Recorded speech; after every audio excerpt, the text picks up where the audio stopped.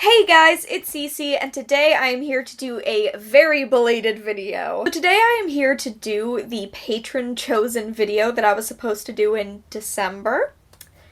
Yes, this is late. I've talked in recent videos about how behind I am on filming. This probably helps to give yet another idea of how behind I truly am. Basically, every single month, my patrons choose a video that I am going to be doing the following month, and in December, the video that was voted on by my patrons was a video dedicated to fun facts about my 2019 reading year. So today I'm going to be going over some stats, some statistics. I'm going to be talking about most read authors, best months for reading, worst months for reading, star rating averages, a bunch of just like fun little looks into my 2019 reading year. So thank you so much to my patrons for choosing this video back in December. Sorry it took me so long to get to it, but with that out of the way, let's go ahead and jump in and talk about my reading year in 2019. So the first thing that you need to know is that in 2019 I read 107 books. This includes rereads, full-length books, pretty much every age group, graphic novels and comics, poetry collections, novels in verse. I count everything that I finish reading. Some people I know count DNFs if they've read like a certain portion of the book before they complete it. I don't personally count a book as read for me until I have read the whole thing. So that 107 books is 107 completed books that I read from first page to last page. The next thing you're probably interested in if you're a viewer of my channel is how many books I read with queer protagonists. So in order to count for this particular statistic, it means that a main character of the book had to identify somewhere in the LGBTQIA+ community, and if it was a story collection, it only counted if all of the stories were queer. So I don't think any story collections I read counted for this number. Out of that 107 books, 58 of those featured a queer protagonist, which is about 54%. I feel like I expected this number to be higher just based on the amount that I personally read, but it's still over half the books I read. Over half the books I read in 2019 featured a queer protagonist, which is amazing to me. It means I discovered so many new voices and new authors and new characters, and so that's really special to me. The other thing that I wanted to mention is books by authors of color, because it is a statistic that I'm personally working on improving. So I don't see this as I have to tell you all exactly what I'm reading all the time. It isn't about filling a quota, it's about recognizing my own patterns so that I can work to improve those patterns. I like to know these kinds of facts so that I can look at my reading year and go, oh yeah, I wasn't reading enough from authors of color, I wasn't reading enough from queer people. So grand total, I read about 43 books by authors of color, which is about 40% of what I read, and that was just a number that let me know that I'm doing better than I have in years previous, but I need to continue to do better. 40% is good for me because it is an improvement on years previous, but it's a little signal to say, okay, well, if 60% of what you're reading is by white authors, maybe that needs to change. So yeah, I didn't want this to be a look how diverse I am, but more letting you know what I see in my reading so that I can improve. Next, I want to talk about the gender of the authors I read from. So total, I read 73 books by women. I read 12 books by men. I read 4 books by non-binary or gender non-conforming authors, and I read 18 books that had multiple authors. The most shocking one to me with this statistic is that multiple author statistic. I didn't realize how many books I had read that were by more than one person, and that more than one person can mean anywhere from 2 authors or an anthology, so a lot of authors attached to one project. I think this number was increased by the graphic novels and comics I read, because a lot of the time graphic novels and comics have a writer and then an artist, so any graphic work that I read was pretty much guaranteed to be by multiple authors. No, I think that really increased that statistic, but also I read a lot of books in 2019 by 2 authors. I don't know what the deal was, but I read a lot of co-authored books, so I was just interested by that number, that 18. I was also interested that I read a total of 12 books by men. I think a grand total of 2 of those were allo cishet white men, and the rest were not. That is definitely a community I read the least from, just because allo cishet white men are so heavily represented in publishing that I just tend not to reach for those authors. But still, 12 men, which is interesting. So my lowest reading month, the month I read the least, is August. In August of 2019, I read a total of 3 books. Just the 3. That's mostly because August was the month that I was packing, and at the end of August, that's when Brian and I set out and we moved from Utah to Washington, so I did not have a lot of time in August to read, plus I was operating at the highest stress levels of my entire life. We can contrast that to October, which was my highest reading month. In October of 2019, I read 16 books. I could not be stopped. I was reading everything all the time and finishing books constantly. October was the most intense reading month, and I'm really proud of myself for that month, especially because it was kind of a jumping back point after my summer and early fall of not reading as much. The shortest book that I read total was A City Inside by Tilly Walden. This is a teeny tiny little graphic novel that is about 56 pages long, and the longest book that I read in 2019 was actually a reread, and that's Goblet of Fire by J.K. Rowling. This is about 734 pages long. Easily the longest book that I read last year. Next, I want to talk about my best and worst reading months as far as star rating goes, so I want to talk about my average star rating. My best is somewhat skewed, so I'm going to talk about 2 months. Actually, the 2 months I just talked about. August is technically the month that I had my highest average star rating, and that's because I read 3 books, like I said. In August, I reread Harry Potter and the Goblet of Fire, and then I read How to Be Remy Cameron by Julian Winters, and This Is How You Lose the Time War by Amal El-Montar and Max Gladstone. 2 of these books I gave 5 stars to. Harry Potter, I always give 5 stars to, and This Is How You Lose the Time War was a new favorite, and I gave How to Be Remy Cameron 4 stars. So, when you're only averaging 3 books, and 2 of them have 5 stars, that's a very high average rating. So my average rating in August was 4.6 stars out of 5. Which is intense. So I wanted to give a more balanced look just because I felt like that was a little unfair. So my second highest average actually goes to October. I thought this was fascinating because that's the month that I read the most books, and that was my next highest bracket. And maybe that's why I got through so much in October. I was really loving everything I was reading, and so that kind of shifted things. Like I said, in October I read 16 books, and my average star rating was 4.2 stars out of 5. So pretty big difference between 4.6 and 4.2, but I wanted to talk about both months because I felt like August had kind of an unfair advantage. I also think October had that really high star rating because I believe 3 of those 16 books that I read were 5-star reads. I had a couple of 4.5-star reads, so like some of my favorite stuff of the entire year I was reading in October. Oh, plus in October I reread the entire Raven cycle, and every single one of those I gave 5 stars to, so that's yet another 4 books that got 5 stars. October was intense. My worst reading month in 2019 was January, the first month of the year. The average star rating for January was 2.7 stars out of 5. I read 7 books in January, so clearly I hated a bunch of stuff. January, you might remember, is when I did my bookshop challenge. Basically, Brian, my roommate, wrote a bunch of challenges. We went to Barnes & Noble. I picked a challenge out of the hat. I went around, I bought a book that fit that challenge, and I tried to read all of those books in January. We got a lot of stinkers in January. In fact, I read 2 of my least favorite books of the entire year, almost first thing in 2019, so January was rough. 2.7 stars is a very rough average. Next, I want to talk about my total page count for 2019. In 2019, the total number of pages that I read was 31,135 pages. I did not go through and individually add up page counts for every single one of these. I track my reading on an app called Bookly, and on that app I personally input exactly how many pages are in every single book. I think that sometimes like I choose the wrong edition on Goodreads or something happens, so Bookly for me is the most accurate page number, and it gives me a yearly summary. 31,135 pages is the number of pages Bookly says that I read. That's an average of about 599 pages a week. I definitely feel like there were some weeks that I way way exceeded that average, and some weeks I did not even come close to reaching that average.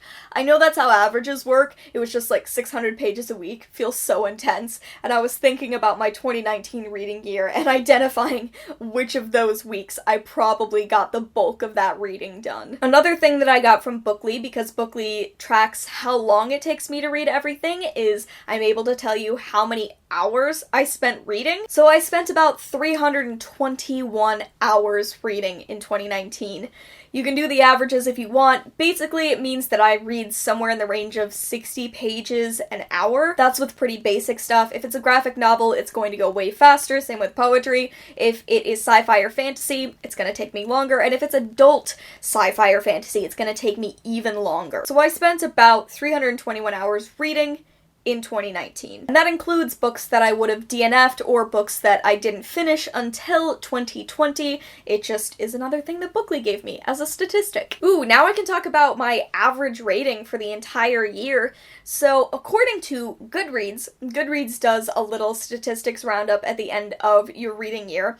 According to Goodreads, my average rating was 3.9 out of 5, which I think is very close to the real number. I'll explain. On Goodreads, it doesn't allow you to do half stars, and I rate a lot of my books half stars. So I did individually go through and add up my star rating for every single book that I rated in 2019, and my real average was 3.8. So ultimately, it was a little pointless to do that. It's a 0.1 difference in the average, but I was curious. I wanted to know my actual number, not my Goodreads I won't allow you to do half stars number. Now I want to talk about my most popular book that I read and my least popular book that I read. The way I did this was that I keep a shelf on Goodreads for every reading year. It's like a read in 2019, read in 2020, they're separate shelves. Then I would sort those shelves by the number of ratings each book has on Goodreads. So,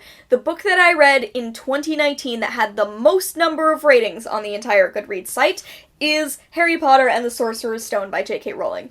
This should not come as a surprise. Like I said, I reread the series, or started to reread the series in 2019, and this is one of the most popular books in the world, so I knew it was going to be one of the Harry Potter books. The least popular book that I read in 2019, or the book with the least number of reviews on Goodreads, is Life is Wonderful, People Are Terrific by Melissa Banales. I had a couple of different books that I was betting on for what this least well-known book would be. I knew it was going to be from an indie publisher, or that it was going to be self-published. This is an indie published book. It was published by Ladybox, and it did not have that many ratings on Goodreads. A total of 181 people, at least when I wrote down my statistics, have read Life is Wonderful, People Are Terrific. So it was my least popular. Now I want to talk about the least popular and most popular books as far as average star ratings. So I found this a very similar way. You can sort by average star ratings on Goodreads. So the book with the highest average star rating that I read in 2019, you're right if you're guessing it's a Harry Potter book. It's Harry Potter and the Goblet of Fire by J.K. Rowling. The average rating for this book is 4.56 out of 5. So very, very high average rating for Goodreads. And I did agree with that average rating pretty much. I gave this 5 stars like I talked about. And the book with the lowest average rating on Goodreads was My Life as an Ice Cream Sandwich by E.B. Zavoy. The average rating for this on Goodreads is 3.23 stars, which is a pretty low average rating. And I probably contributed to this. It's not a book I enjoyed. I personally gave it 2 out of 5 stars, so I was pretty much on track with both of these. Other fun facts. In 2019, I reread a total of 9 books. So that is 4 Harry Potter books, 4 Raven Cycle books, plus I read Red, White, and Royal Blue twice, so one of those counts as a reread, thus 9 rereads. And all 9 of those books are 5-star books. That's why I reread them. As far as my most read authors, my most read author for the entire year was Maggie Stiefvater, of course. So I reread The Raven Cycle, that's 4 books. I read Call Down the Hawk, that's 5 books. And I read The Scorpio Races, 6 books. So I read a total of 6 books by Maggie Stiefvater in 2019, which is easily the most books I read by a single author last year. But if we're only counting new books by that author, I read 2 new to me books by Maggie in 2019. The second most read author of mine was J.K. Rowling. Of course, I read 4 Harry Potter books, so 4 books. Oddly enough, I did not read a lot of books by multiple authors last year. It was just a very varied mix. I was going for a lot of new names, so I can actually tell you exactly who else I read multiple books by. So, the, next on my most read authors list, each of these I read 2 books by them in 2019. E.B. Boy, Julian Winters, Tilly Walden, Katie O'Neill, Casey McQuiston, Shannon Maguire, and A.A. Aguirre. Casey McQuiston is on here because I read her book twice. Everybody else, I read 2 books of theirs in 2019, and any author besides the ones I've just listed, I read 1 book by them. So next I want to talk about the genre spread of books that I read in 2019, so I'm going to tell you, about how many books I read in each genre. I'm really bad at splitting up by genre because I feel like so many books fit under multiple, genre headings. So this was the most difficult thing to condense and try to talk about. So these numbers might be slightly off. That's why I said this is about how many books I read in each of these genres. Because sometimes I was like, I don't know, I guess that has slightly more of this, so we'll put it into that category. So in 2019, I read a total of 21 books that were YA contemporaries. I read 11 sci-fi books, 39 fantasy books, 11 mystery thrillers, 9 historical fiction books, 4 books that count as literary fiction, 2 poetry books, 8 non-fiction books, and 1 romance. That 1 romance book being, of course, Red, White, and Royal Blue. This is the only one that I would count as specifically a romance. A lot of the YA contemporaries I read feature romance, but I don't think they're officially a part of the romance genre, at least not as I define it, so that's why the reasoning exists there. I don't know, I'm real bad at genres. I hope that this helped. Maybe this gave you a picture into what I like to read. Other stuff about my reading year. I participated in 9 readathons. 9. That seems intense, but I don't know.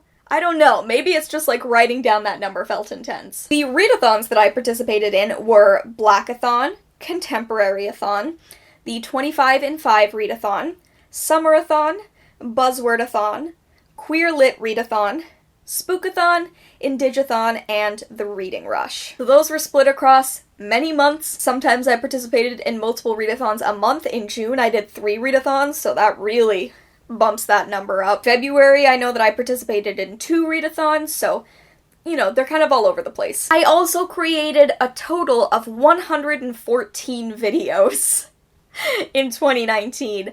114 videos? That's not technically a part of my reading year, but I wanted to talk about it because I was really getting back into creating in 2019 after 2018 was a huge break from filming. So yeah, I don't know when I made 114 videos. That's ridiculous to me, but also I kind of hope that I accomplish that again this year and maybe surpass it. I don't know. We'll see. So the last stuff I want to talk about is book specific. I want to do 2 little things. I want to talk about 3 books that to me were the most surprising, really came the most out of nowhere, and then I loved them. And then I wanted to quickly mention a few books that I really loved, but I don't feel like I got to talk about them that much in 2019. So, books I enjoyed, I believe I gave all of them 4 stars, and they just didn't get a chance to shine in a lot of videos, so maybe you didn't see me talk about them. So first I want to talk about the 3 books that surprised me the most. The first of those is The Poet X by Elizabeth Acevedo. 2019 was a year of discovering again that I enjoy poetry. It's something that I really want to get into more. I read this poetry collection as well as Water Runs Red in 2019, but I really just thought that I wasn't going to vibe with this story, and then I sobbed reading it, and it's one of my new favorite books of all time. It just completely took me by surprise. I never would have expected it, and it makes me so excited to read the rest of Elizabeth Acevedo's work, because this surprised me so much. Next, I wanted to mention Renegades by Marissa Meyer. This is the highest rated book that I read in January, that worst reading month that we talked about. This is the thing that probably saved that star rating from being the most abysmal month of my entire reading career. I don't know why I didn't think I would like this. Okay, let me explain why I didn't think I would like this. I enjoyed the Lunar Chronicles, but I kind of gave up on them. They weren't that amazing to me, so I just abandoned the series. And I really haven't been that invested in reading Marissa Meyer's other books, but this is about superheroes. What do I love most in the world? Superheroes. But this is about straight superheroes. And like, the Lunar Chronicles was one of the most heterosexual series I've ever consumed. That's probably why I started to lose interest in it. So I was kind of not psyched to read another book by Marissa Meyer that was going to be just unendingly and deeply heterosexual. But this had some really cute side queer rep. One of the main characters has 2 dads, and that's like on the easy side of queer rep. Just throwing in a character that has queer parents feels like an easy thing. But I don't know, this book was so much fun, and a lot of people have said it's cheesy, but I think that is kind of part of the superhero genre. I live for cheesy books. I think that they're fun. I think superheroes are fun, and I loved this, and I can't wait to read the rest of the series. So that's kind of why it took me by surprise and why I loved it. And the last book that really took me by surprise was Sawkill Girls by Claire Legrand. I don't know why this surprised me, because basically everything about this says it's a CC book. It's something that I was going to like. But I was worried. I was worried it was going to be another one of those books that just uses flowery turns of phrase to pretend at writing instead of actually writing. I don't know why I thought that. It just, based on reviews I was consuming, I was really worried it was going to be that kind of book for some reason. And then I adored this. I gave it 4.5 out of 5 stars. I was into it immediately. The writing was gorgeous. The relationships were incredible. This was such a magical and enjoyable reading experience, and I can't believe I put off reading it for as long as I did, because it was brilliant. So yeah. That's the other book that took me by surprise. So now, at the end of this video, I want to talk about 4 books that I loved in 2019 that I really didn't get to talk about as much. I technically did just talk about one, and that is Renegades by Marissa Meyer. I just feel like I never brought up this book again, but I talk about it in, like, my real life all the time, and I feel like that hasn't come across in my online presence. I was so into this book, and I really want to read the rest of the series, but there's this part of me that's waiting for all of them to be in paperbacks, because I love this type of paperback. It's just like the correct amount of floppy and easy to read, and I don't want to read it in a hardcover. So every time we go to the bookstore, Brian points these out, because I talk about them that much, and is like, when are you going to read that series? When does the paperback come out so you can read that series? I just didn't hype Renegades enough, and I hope that once I read the rest of the books I will be able to give this series its due, because I think it's fun. I also wanted to mention Mem by Bethany C. Morrow. This is a novella that's set in like a version of the 1920s, and it's about a world where memories, like bad memories, can be extracted from people. And this follows the only sentient Mem, basically. This Mem has been extracted from someone and she's become her own person, which has never happened before and probably will never happen again. This is a fascinating book about memory and how memory makes us who we are, and when it is right to extract memories, when it is right to extract trauma, and how we define personhood. I don't know. This just ticked a lot of boxes, and I'm sad I didn't get to talk about it as much in 2019 because I think a lot more people should read it. It's really, really good. Plus, this is SFF by a Black author, so definitely also read it for that as well. I feel like it's not getting hyped as much, and it's bugging me. If you are looking for more SFF by authors of color, please put Mem at the top of your list. I also wanted to mention The Break by Katharina Vermette. This is a book that I read in November of 2019, and it's a book that I read from the library and then immediately added to my Amazon wishlist. I really want my own copy. This was the group read for Readathons, and I don't think I would have read it. I don't think I would have discovered it if not for Readathons, so I'm really, really grateful to Brody and Michelle, the hosts of Readathons, for choosing this as a book, because it was really brilliant. This is a family saga about trauma in an indigenous community, and it's specifically about the women in this family and their strengths and weaknesses and their reliance on one another. It's a gorgeous, breathtaking book. It completely blew me out of the water. It was like my favorite thing that I read in November, so I really hope I get the chance to talk about this one more going forward, because it's great. And the final book that I wanted to mention that I loved but didn't get to hype as much in 2019 is Echo After Echo by Amy Rose Capetta. Echo After Echo is a YA contemporary FF romance.